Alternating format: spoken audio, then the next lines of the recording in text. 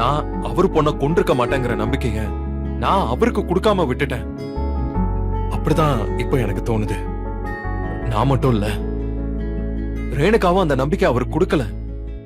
அப்படி கொடுத்திருந்தா மூணாவது மனுஷங்க என் மேல சந்தேகப்பட்டிருந்தாலும் ஏன் மாப்பிள்ள அப்படி செஞ்சிருக்க மாட்டாருன்னு அவரே எனக்காக நின்றுப்பாரு. சரிங்க, எல்லாம் சரிதான். அவர் நல்லவராவே இருந்துட்டு போகட்டும். ரேணுகா அக்காவை அவர்கிட்ட ஒப்படைச்சிடுறீங்க, அதுக்கப்புறம் என்ன நடக்கும்? ரேணுகாவை நம்ம பாத்துக்கிறத விட அவரு நல்லாவே பாத்துப்பாரு. சீக்கிரமாவே அவ குணமாகறதுக்கு வாய்ப்பு இருக்கு. அப்போ வெண்பா? பொண்ணு உயிரோட இருக்கா. நான் கொல்லலன்னு தெரிஞ்சா என் மேல உள்ள அவரோட ஆத்திரம் தணிஞ்சிரும் நம்புறேன். அவர் பொண்ணு மேல அவர் பாசம் வச்சிருக்க மாதிரி தானே நான் வெண்பா மேல பாசம் வச்சிருப்பேன்னு அவர் புரிஞ்சுப்பாரு.